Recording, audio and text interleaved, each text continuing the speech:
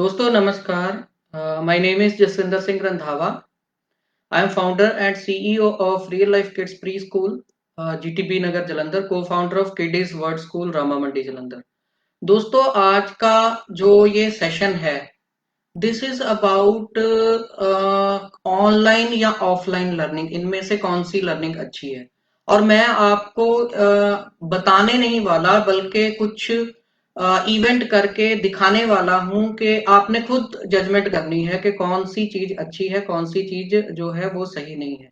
इसके पहले एक मैं जो है वो आपको स्टेटमेंट देना चाहता हूं कि मेरा पर्पस यहाँ पे किसी भी सिस्टम को, किसी भी पर्सन को, किसी भी ऑर्गेनाइजेशन को या गवर्नमेंट को क्रिटिसाइज करना नहीं है। मेरा पर्पस है कि मैं अपना विचार रखूं और आप लोग उसके ऊपर खुद से डिसाइड करें कि जो हमें अपने बच्चों को ऑनलाइन पढ़ाने में फायदा है कि ऑफलाइन पढ़ाने में फायदा है। तो एक बात बहुत ही क्लियर है कि यहाँ पे आपको मैं कोई लिस्ट नहीं बताने वाला कि व्हाट आर द एडवांटेजेस और disadvantages of online learning over the offline learning. अगर आप लोगों की परमिशन हो तो एक्चुअली मैं अभी ऑफिस में आया हूँ यहाँ वाले, सुबह मैं दूसरे ऑफिस में था। तो आप अगर परमिशन दो तो मैं 2 मिनट में अगरबत्ती कर लेता हूँ और आप लोगों को भी साथ में इन्वॉल्व कर लेता हूँ। तो बड़ी फटाफट करेंगे। और मैं जो भी एक्टिविटी कर रहा हूँ वो पार्ट है आपको एक्सप्लेन करने के लिए कि कौन सी लर्निंग जो है वो अच्छी है और आप कौन सी लर्निंग अपने बच्चों को करवाना चाहते हैं। तो 2 मिनट में मैं आपको अगरबत्ती करके मिलता हूँ, आप लोग भी देख सकते हैं।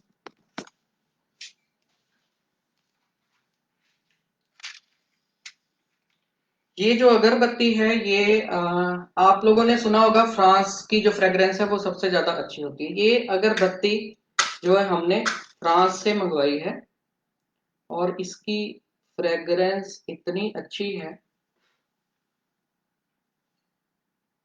कि if you can get the fragrance of this you will be amazed. तो आप लोग इसकी फ्रेग्रेंस करके देख सकते हैं। देखो मैंने आपके पास में भी कर दिया, आप इसको फील करें फ्रेग्रेंस और मुझे बताएं। ठीक है, अगर आपको फ्रेग्रेंस आ रही है तो आप कमेंट में यस लिख सकते हैं, नहीं आ रही तो नो लिख सकते हैं। इस अगरबत्ती की फ्रेग्रेंस जो है इतनी बढ़िया है कि आप लोगों ने ऐसी फ्रेग्रेंस कभी नहीं ली। अगर आपको ये फ्रेग्रेंस नहीं आई तो एक और तरीका भी है, इन्होंने अगरबत्ती के पैकेट पे लिखा हुआ है पानी के छींटे मारो। आप लोग थोड़ा सा साइड पे हो जाओ कहीं आपके ऊपर पानी के छींटे ना पड़ जाएं। अब आप लोग बताएं कि आप लोगों को इसकी फ्रेग्रेंस आ रही है कि नहीं आ रही। चलो आगे बढ़ते हैं। ये भी एक एक्टिविटी थी। यू कैन फाइंड आउट के इस एक्टिविटी के पीछे क्या पर्पस था और क्या आउटकम हम आपको बताना चाहते थे। अब मैं आप लोगों को एक साखी सुनाने वाला हूँ हमारे गुरु जी की, गुरु नानक देव जी की। गुरु नानक देव जी ने अपनी लाइफ में बहुत जगह पे भ्रमण किया, बहुत सारी उदासियां की और उनका पर्पस ये था कि वो लोगों को जो है अवेयर करने करें सही के प्रति और उनको गलत करने से हटाएं। तो एक बार गुरु जी अपने चेलों के साथ, बाला और मर्दाना जी हमेशा उनके साथ रहते थे, तो हरिद्वार की यात्रा के ऊपर गए।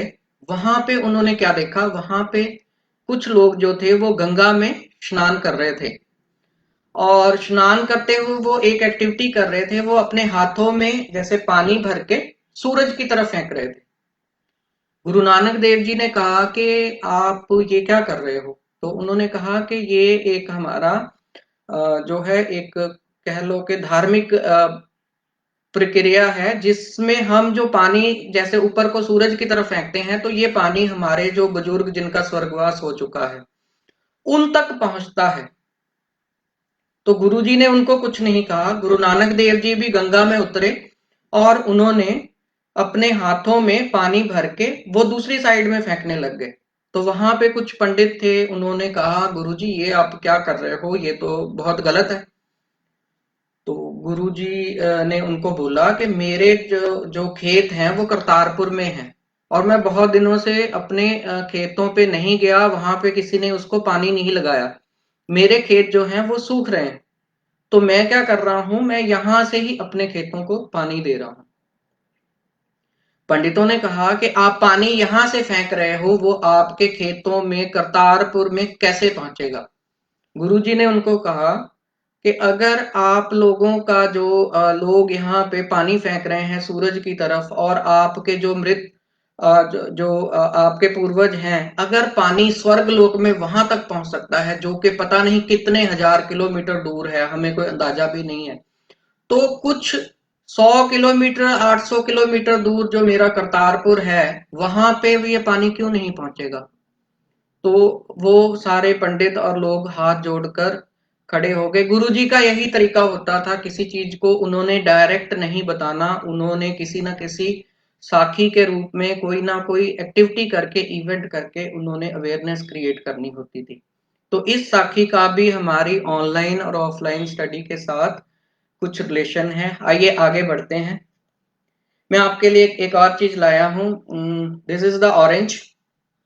ऑरेंज आप सभी ने देखा होगा, लेकिन ये ऑरेंज जो है ये सिंपल नहीं है। ये ऑरेंज आप लोग अगर गूगल पे सर्च मारोगे तो जो सबसे बेस्ट ऑरेंजेस हैं और सबसे ज्यादा प्रोडक्शन करने वाला कंट्री है वो है ब्राजील। मेरा एक दोस्त ब्राजील से आया तो उसने ये ऑरेंजेस लाए हैं, और ये बहुत ही डिफरेंट है। इनकी पहचान कैसे है आपको मैं बता देता हूँ। आप लोग मेरे से ऑनलाइन पढ़ाई ही कर रहे हो, आप यही लेके चलो। इन ऑरेंज के ऊपर आप जब अपना हैंड रब करोगे तो यू विल फाइंड के हर मूवमेंट में कहीं पे खड्डे हैं और कहीं पे उभरा हुआ है।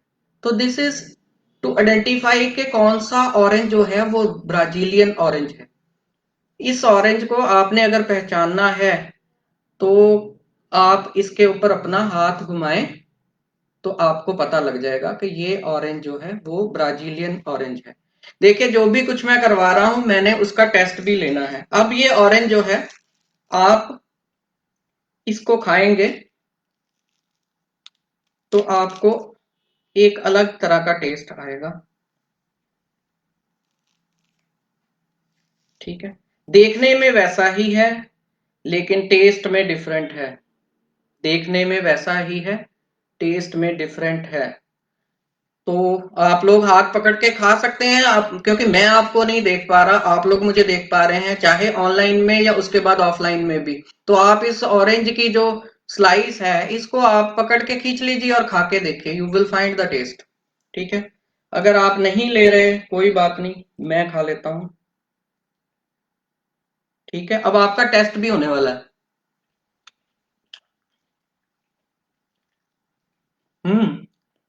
वंडरफुल, देखने में वैसा ही, टेस्ट में वंडरफुल। तो आइए अब आपका टेस्ट ले लेते हैं। देखिए मैंने आपको ऑनलाइन में पढ़ाया है और टेस्ट बनता है, टेस्ट तो लेना ही पड़ेगा, क्योंकि स्कूल्स ने भी पूरा साल ऑनलाइन पढ़ाया है तो वो तो ऑफलाइन टेस्ट ले रहे थे, मैं तो ऑनलाइन ही टेस्ट ले रहा हूं। पहला क्वेश्चन, जो मैंने आपको फ्रांस की फ्रेग्रेंस आप लोगों को सुंघाई थी, आप लोगों ने आपके घर में भी कोई अगरबत्ती या धूप आप जलाते होगे, आपने क्या करना है, पहले क्वेश्चन का जवाब आपने मुझे लिख के भेजना है, कमेंट में लिख सकते हैं कि उस फ्रेग्रेंस और ये वाली फ्रेग्रेंस जो आपने सूंघी है दोनों में 3 डिफरेंसेस क्या हैं। कोई 3 डिफरेंसेस आपने बताने हैं। ठीक है, दो, दूसरा क्वेश्चन दो ही पूछूंगा। मैं आपको एक और ऑरेंज दे रहा हूं, आपने इसके सरफेस को, जैसे मैंने बताया था कि जो ब्राजीलियन है उनके ऊपर आपको खड्डे मिलेंगे उभरा हुआ भाग, इसको आपने टच करके बताना है कि क्या ये ब्राजीलियन ऑरेंज है या ये इंडियन ऑरेंज ही है। ठीक है, उसके बाद आपने जो ब्राजीलियन ऑरेंज को टेस्ट किया था उसके भी आपने 3 डिफरेंस, नॉर्मल ऑरेंज में और ब्राजीलियन ऑरेंज में 3 डिफरेंसेस को बताना है, क्योंकि मैंने आपको टेस्ट भी करवाया था ऑनलाइन में। ठीक है, मैंने आपको फील भी करवाया था टच करके, तो आप लोग इनके डिफरेंसेस आपने लिखने ही हैं। तो that will be your test. अब आप लोगों ने जज करना है कि ऑनलाइन जो आप लोगों ने पढ़ा, ठीक है, वो कितना इफेक्टिव था आप लोगों के लिए। और जब इसकी असेसमेंट हो रही है तो आप इसकी असेसमेंट कैसे करोगे, आप खुद से जज करो।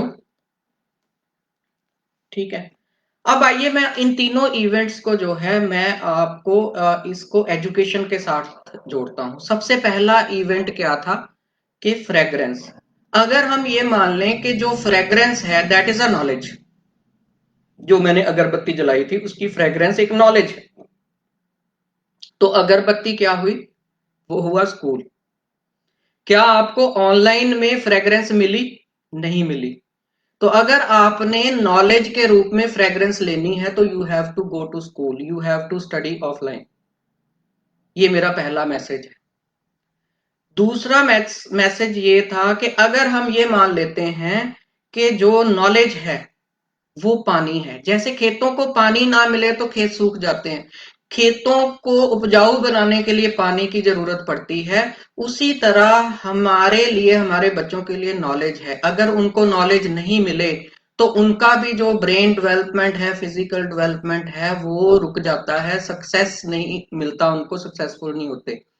तो क्या जो बच्चे ऑनलाइन पढ़ रहे हैं उनको वो पानी मिल पा रहा है जो उनको नदी के पास जाने से मिलना है? तो यहाँ पे स्कूल एक नदी है और पानी जो है एक नॉलेज है। अगर आपने सही तरीके से पानी लेना है तो you have to go to river, आपको नदी के पास जाना पड़ेगा।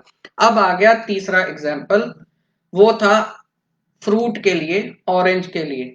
अगर हम ये मान लें कि नॉलेज इज अ फ्रूट, जो ज्ञान है वो एक फल है, तो ट्री क्या हुआ, ट्री हुआ स्कूल। अगर आपको फल खाना है तो आपको ट्री के पास जाना पड़ेगा। उसी तरह अगर आपको नॉलेज लेनी है तो you have to go to school. मैं ऑनलाइन एजुकेशन को कंडेम नहीं कर रहा, मैं ऑनलाइन एजुकेशन को डिनाई नहीं कर रहा। पिछले साल हमारे पास कोई अल्टरनेटिव नहीं था, तो ऑनलाइन एजुकेशन ने कुछ पार्ट जो है वो कवर करने की कोशिश की है, लेकिन ऑनलाइन एजुकेशन जो है that is not a substitute for the face to face classroom education. यही मेरा मैसेज है। I am not into the education sector from recent years. I am into an education from last 25 years. और बहुत सारे teachers और बहुत सारे India के ऑर्गेनाइजेशंस ने शायद ऑनलाइन एजुकेशन के बारे में अभी सुना होगा। We are giving these kind of education in foreign countries. ठीक है, लेकिन वहां पे भी कंप्लीटली ऑनलाइन एजुकेशन सक्सेसफुल नहीं हुई। वहां पे भी कौन सा मोड सक्सेसफुल हुआ है, अगर आप लोगों ने सुना हो, वो होता है ब्लेंडेड मोड लर्निंग। ब्लेंडेड में आपको फेस टू फेस क्लासरूम भी चाहिए, आपको सेल्फ स्टडी भी चाहिए, आपको बुक्स भी चाहिए, आपको ऑफलाइन वीडियोस भी चाहिए, आपको ऑनलाइन ट्यूटर भी चाहिए, आपको ई लर्निंग प्लेटफॉर्म भी चाहिए। तो क्या हमारे पास, हमारे इंडिया में, हमारे स्कूलों में इतने सारे रिसोर्सेज हैं? क्यों हमारी ऑनलाइन एजुकेशन इतनी ज्यादा सक्सेसफुल नहीं हो पाई? रीजन इज कि ना तो हमारा जो स्टाफ था, जो टीचर्स थे जिन्होंने ये इसको डिलीवर करना था, वो ट्रेंड थे। ठीक है, ना ही हमारे स्टूडेंट रेडी थे, ना ही वो ट्रेंड थे इस चीज को अडेप्ट करने के लिए। और सेकेंड थिंग, हमारे पास इनसफिशिएंट रिसोर्सेज, हमारे पास रिसोर्सेज ही नहीं है। बाहर के कंट्रीज में लोग लैपटॉप के ऊपर जो है बच्चे पढ़ाई कर रहे हैं, और जो स्कूल्स हैं उनके पास प्रॉपर वीडियो कॉन्फ्रेंसिंग के टूल्स हैं, हाई रेजोल्यूशन कैमरास है, हाई रेजोल्यूशन का नेटवर्क है, और उनको ट्रेंड किया गया है कि कैसे काम करना है। एक छोटी सी 4 इंच की स्क्रीन के ऊपर आप बच्चे को सोच रहे हो कि पढ़ाना है।